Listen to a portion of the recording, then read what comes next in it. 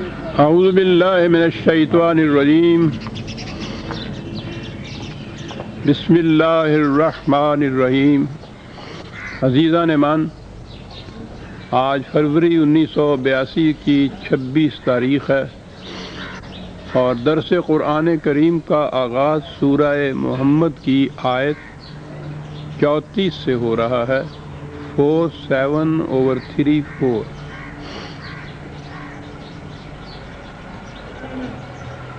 آپ کو یاد ہوگا کہ سابقہ آیات میں وہی حق و باطل کی کشمکش کی داستان چلی آ رہی تھی۔ قرآن تو دنیا میں دو ہی فریق، دو ہی گروہ، دو ہی قوموں کو تسلیم کرتا ہے۔ ایک وہ جو قرآن کو تسلیم کرتے ہیں، نبوت محمدیہ صلی اللہ علیہ وسلم پر ایمان لاتے ہیں، اور دوسرا وہ جو اس سے انکار کرتے ہیں۔ گروہ ہی دو ہیں، اور یہ بنیاد تھی ہماری۔ ضمناً عرض کر دوں، تحریک پاکستان کے دوران جو ہم نے دو قومی نظریہ پیش کیا تھا، اس کی بنیاد ہی قرآن کریم کی ان صداقتوں اور ان اصولوں پر تھی کہ دنیا میں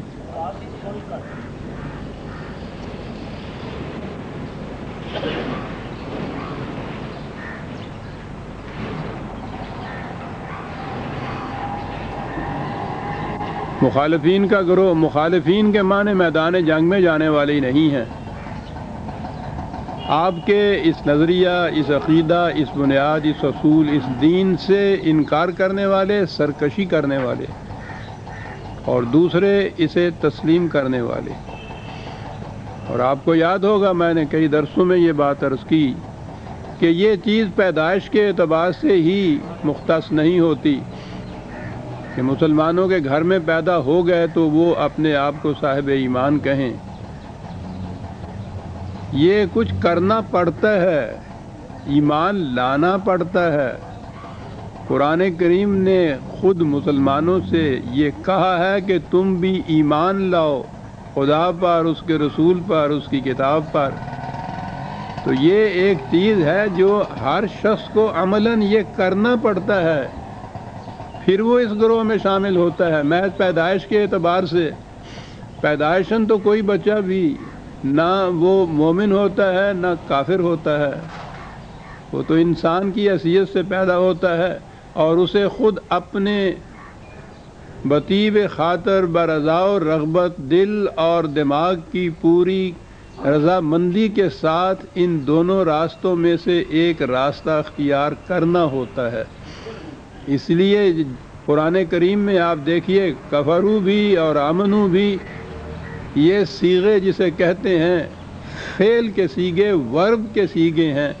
یہ کرنا ہوتا ہے۔ وہ جو ایمان لاتا ہے، وہ جو کفر اختیار کرتا ہے، کفر بھی اختیار کرنا ہوتا ہے، ایمان بھی اختیار کرنا یا لانا ہوتا ہے۔ آج خود یہ چیزیں نہیں ہو جاتی، تو وہ جو ایمان لاتے ہیں اور ان شرائط کے ساتھ جو قرآن کریم میں مذکور ہیں، اور اس کے برعکس دوسرا گروہ ہے جو اس سے انکار کرتے ہیں۔ انکار ہی نہیں ہے بلکہ کفر کے اندر تو سرکشی بھی آ جاتی ہے، مخالفت بھی آ جاتی ہے۔ یہ دوسرا گروہ ہے۔ تو ان دونوں گروہوں کا ذکر چلا آ رہا تھا، اور جماعت مومنین سے کہا یا ایھا الذین آمنوا اطیعوا اللہ و اطیعوا الرسول ولا تبطلوا اعمالکم۔ یہاں وہ اطاعت کی بات آ گئی، اللہ اور رسول کی اطاعت کرو۔ ایسا نہ کرو گے تو تمہارے اعمال رائے گاں چلے جائیں گے۔ تو وہ جو چیز ہے نا کہ صاحب ایمان کی شرط نہیں ہے، نیک عملی اور خدا پرستی کی زندگی، وہ مولانا ابوالکلام آزاد مرحوم کے الفاظ میں جو انہوں نے برہم سماجی اسلام پیش کیا تھا کہ اپنے اپنے مذہب پر کوئی خدا پرستی، خدا کی پرستش جس طرح سے اس کا مذہب کہتا ہے اس میں کر لی، اور وہ نیک عملی، وہ جن چیزوں کو نیکی کہا جاتا تھا ان کے ہاں تو وہ پیاؤ بنا لیتے تھے، وہ گائے بھینسوں کے لیے نمک کا ایک ڈلا رکھ دیا کرتے تھے ہندو، کاڈیاں دے پاؤندے آٹا پاؤندے پھردے سن سویر نوں۔ تو وہ یہ چیز نہیں ہے کہ اپنے اپنے طور پر جیسے خدا کی پرستش کر لی، اور جسے خود کچھ نیک کام سمجھا وہ نیک کام کر لیا۔ خدا پر ایمان لانا تو ایک مثبت عمل ہے، حقیقت میں یہ ایک نظریے کی تبدیلی ہے، زندگی کی روش اسی بنیاد کے اوپر قائم ہوتی ہے، عمارت اس پہ اٹھتی ہے جسے ایمان کہتے ہیں آپ۔ یہ ہے جس سے ارادہ بنتا ہے، عزم ہوتا ہے، اس کے مطابق پھر قدم اٹھتا ہے۔ یعنی آپ نے گھر سے نکلنا ہے تو آپ پہلے ذہن میں طے کرتے ہیں نا مجھے کہاں جانا ہے۔ یہ جو طے کرنا ہے کہ میری زندگی کا مقصد اور منزل کون سی ہے، یہ ایمان ہے، یہ طے کرنا پڑتا ہے آپ کو۔ اس طے کرنے کے بعد جب آپ نے ایک منزل کو متعین کیا تو اب آپ کا ہر قدم اس منزل کی طرف اٹھے گا، یہ نیک عمل ہے۔ اس متعین منزل کی طرف جو خدا نے آپ کے لیے متعین کی اور آپ نے یہ فیصلہ کیا کہ مجھے اس منزل کی طرف جانا ہے، اب جو ہر قدم اس کی طرف جانے والا اٹھے گا یہ ہے جسے آپ نیکی کہیں گے، اور جو اس کے خلاف اٹھے گا وہ ہے کہ جسے آپ برائی، بدی یا شر کہیں گے۔ تو عطایت ہے اس میں ان احکام و قوانین کی جو اس منزل کی طرف لے جانے کے لیے متعین کیے گئے ہیں۔ جو یہ کرے گا تو وہ تو ہے، اور یہ جو نہ کرے گا تو یہ کئی دفعہ یہ بات آئی ہے نا جسے اعمال کا رائے گاں جانا کہتے ہیں، حبطت اعمالہم کہا ہے، یعنی وہ کام کر رہا ہے لیکن رائے گاں جا رہا ہے۔ آپ جو گھر سے باہر نکلے اور آپ نے طے کیا کہ مجھے انارکلی کی طرف جانا ہے، اور اس کے بعد یہاں چوراہے پہ آپ کھڑے ہوئے اور آپ کا رخ ہو گیا ادھر کی سمت کو، تو اب چل تو رہے ہیں آپ، عمل ہو رہا ہے آپ کا، لیکن ہر قدم آپ کو اپنی منزل سے دور لے جا رہا ہے۔ یہ جو ہے نا اعمال کا رائے گاں جانا، ایک تو یہ ہے کہ کچھ کرتا ہی نہیں آدمی تو ٹھیک ہے، اس کا تو سوال ہی نہیں ہے۔ ایک یہ ہے کہ وہ کام کر رہا ہے لیکن وہ کام وہ نتیجہ نہیں پیدا کرتا جس مقصد کے لیے وہ کام اس نے کیا ہے۔ اور یہ اس کی جو میں نے ابھی مثال دی کہ چل رہا ہے انسان، لیکن اگر منزل سے دوسری طرف قدم اٹھ رہا ہے، ہر قدم جو اس کا اٹھ رہا ہے منزل سے اس کو دور لے جاتا ہے، یہ سفر کر رہا ہے، تکان ہو رہی ہے، قدم اٹھ رہے ہیں، عمل ہو رہا ہے، رائے گاں جا رہا ہے۔ اور اگر منزل کا تعین ہی نہیں کیا تو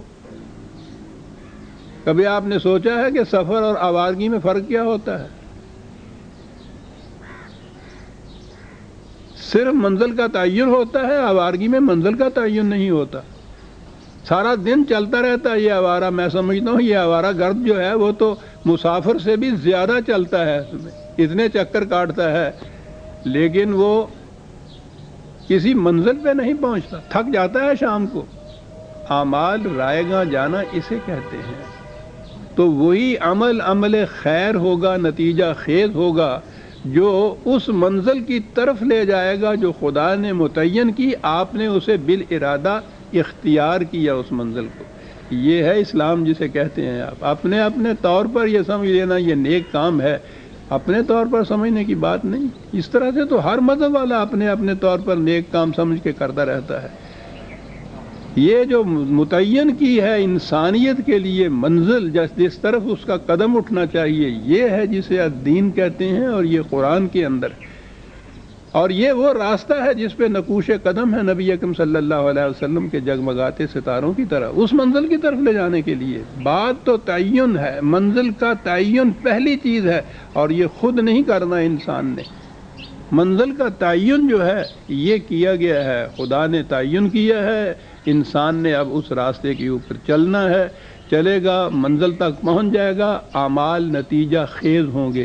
غلط سمت کی طرف قدم اٹھائے گا یا آوارگی ہوگی، یعنی سمتی کوئی نہیں ہے جسے سیکولرزم کہتے ہیں، تو اس صورت میں اس میں بھی قدم تو اٹھیں گے، کام کیا جائے گا، تکان بھی ہوگی، اس کی وقت بھی ضائع ہوگا، اس میں سب کچھ صرف ہوگا، نتیجہ وہ نہیں نکلے گا جو منزل تک پہنچنے والے کے لیے نکلتا ہے۔ یہ ہے وَلَا تُبْطِلُوا أَعْمَالَكُمْ۔ یہ روش نہ اختیار کرو گے تم طاعات کی۔ یہ دیکھیے اپنے طور پہ کچھ کرنے کی بات نہیں ہے، وہ ایک نظام ہے زندگی کا جس کی اطاعت کی جاتی ہے تو پھر منزل پر یہ قافلہ پہنچتا ہے۔ اس کے برعکس ان الذین کفروا وصدوا عن سبیل اللہ ثم ماتوا وهم کفار